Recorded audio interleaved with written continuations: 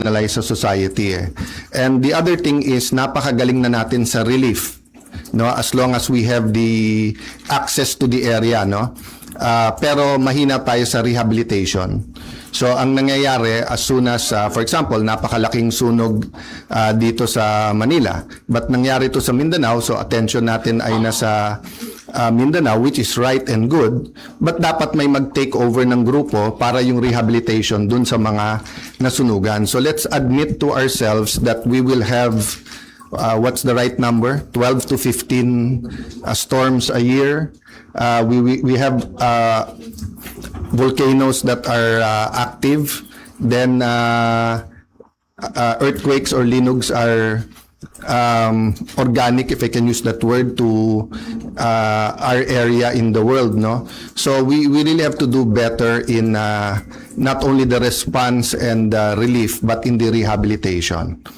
I'd like to let you know where we are today. So all sides were saying na sana hindi maipit yung Senado.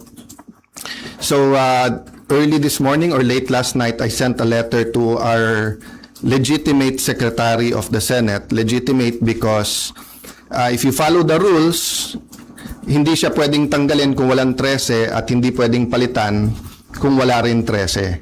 So I'll make that clear, ha. Senate President Pro Temp, Senate President, Secretary of the Senate, o SAA, kailangan niyan 13 ang botong ilagay, 13 ang boto pag tinanggal. Hindi nila sinunod yan. So meaning, hindi legitimate si Attorney Bantug, no? So having said that, ayaw namin maipit yung mga empleyado. So I sent him a letter to talk with Attorney Bantug, and nag-offer kami kung gusto ni Senator Win, pareho na lang kami pipirma kahit walang designation. So I think the letter was delivered mga 8 a.m., a little bit past 8.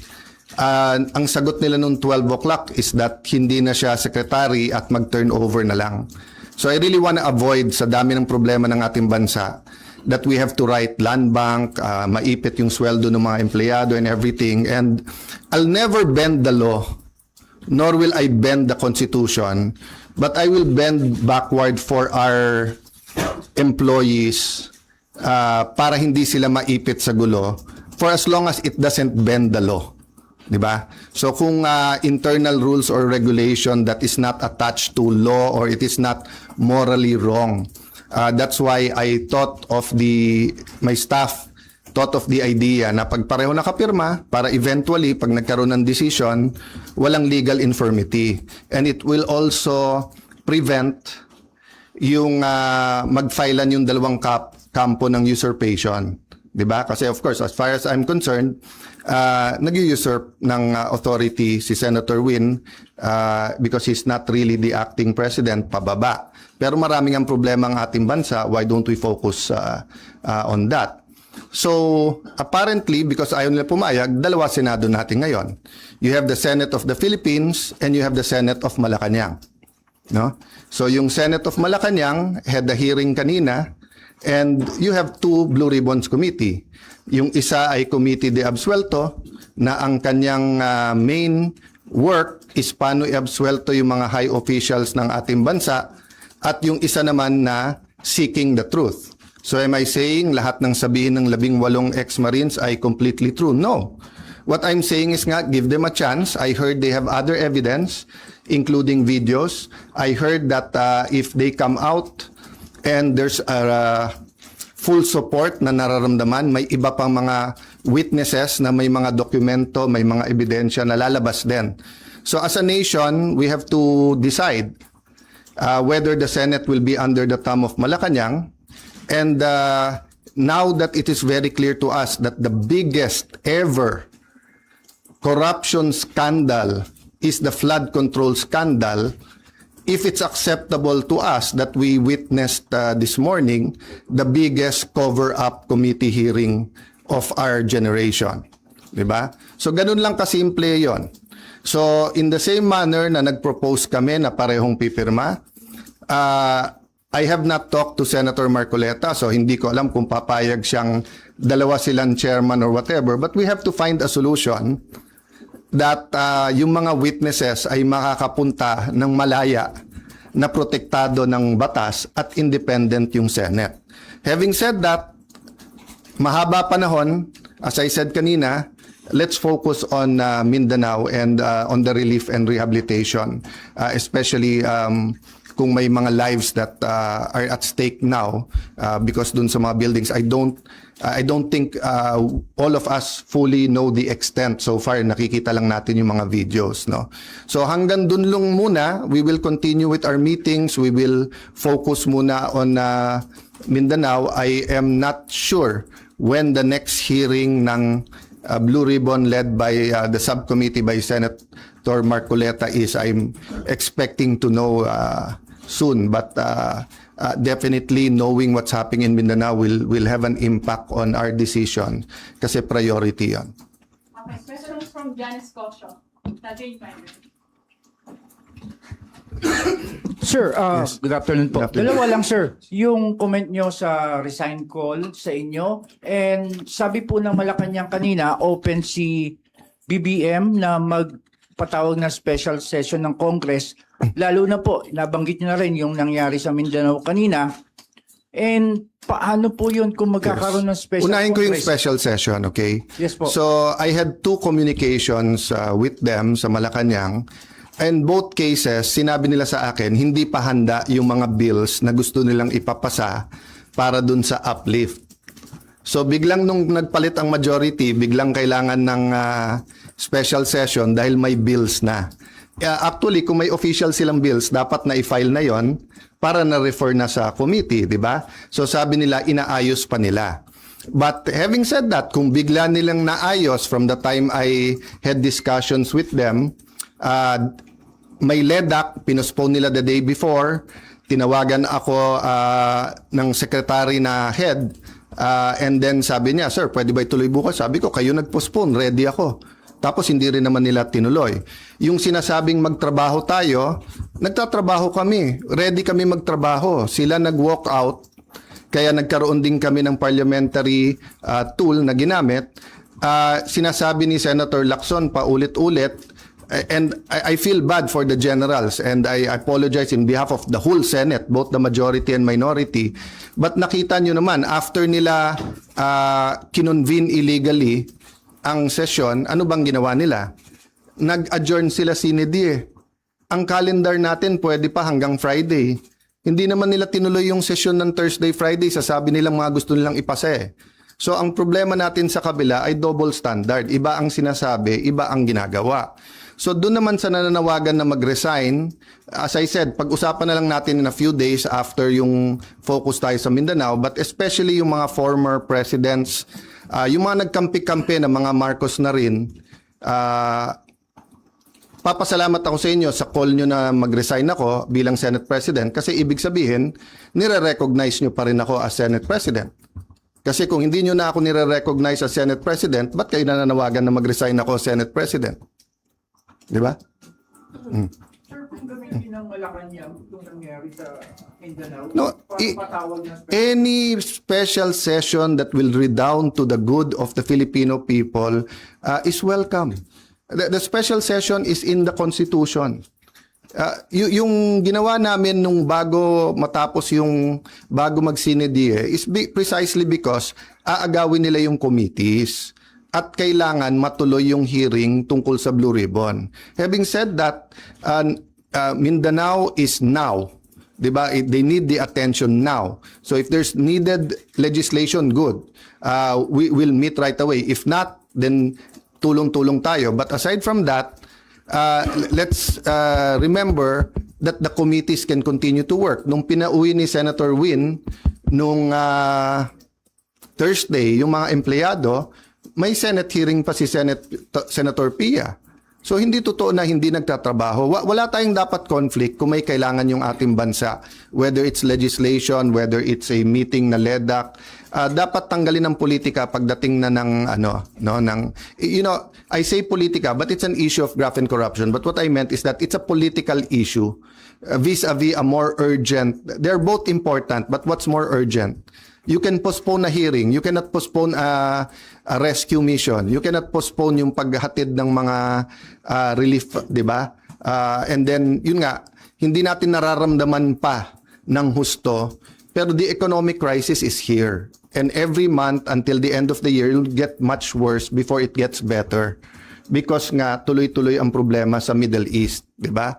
So maraming tinatamaan dyan. Supply chain, presyo ng dollar sa peso, presyo ng diesel at ng gasolina, kakulangan ng fertilizer, taas ng presyo ng fertilizer, desisyon ng Vietnam at saka ng desisyon muna ng India kung bibigyan tayo ng magbebenta ng fertilizer, desisyon ng India at saka ng Vietnam kung magbebenta ng bigas o hindi, desisyon ng Indonesia whether mag-export sila ng coal o hindi. All of these are kumbaga sa relo are moving parts na walang makakahula o makakapredict. So in that sense, kailangang magtulong-tulong talaga yung ating bansa. Kaya naman nandun pa rin on the plate yung graft and corruption kasi kahit anong plano natin sa economic crisis, kung ninanakaw pa rin yung pera, then mahirapan pa rin tayo lahat. No? Jonathan Alvarado, GMA7. Sir, Yes. sino po ang tatayong presiding officer sa impeachment trial? At may update po ba kayo sa... As soon as they have 13, walang problema sila na. Okay, so I have to assert because may pinaglalaban tayo. Pinaglalaban ko hindi yung si Alan Cayetano ang Senate President. Ang pinaglalaban natin, ang Senado hindi pwedeng rubber stamp ng Malacanang. Hindi pwede na hindi independent yung Senate. Hindi pwedeng may hearing ka katulad kanina, yung bibig na bumubukas ay senador pero yung lumalabas na salita galing sa Malacanang. Opo. Ano pong rules sa pagpili ng presiding officer sa impeachment trials? They illegally amended the rules. They illegally had a session, 'di ba? So in due time there'll have to be something that will decide, 'di ba? But in the same manner na ina-assert ni Senator Win na he's the acting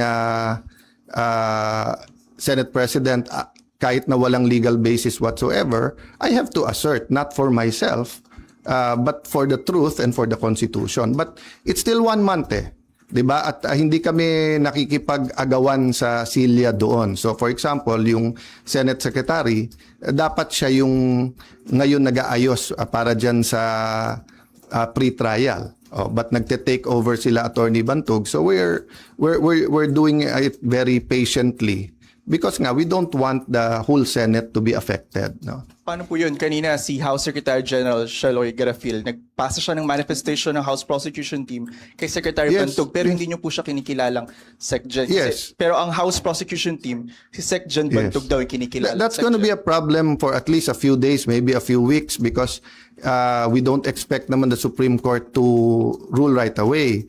But what's the best proof that Malacanang's hand is in this? First, yung pananakot nila sa mga miyembro namin na lumipat, yung offer na wala ng kaso pag lumipat. Second, as soon as nila ginawa, naglabas sila na ang House at ang Malacanang ay dun pumapabor. Di ba? Pwede naman mag-neutral ang Malacanang Pwede naman sabihin ng Malacanang, settle it among yourself. Ganon din sa House prosecution. Hindi naman nila gusto ng fair na impeachment.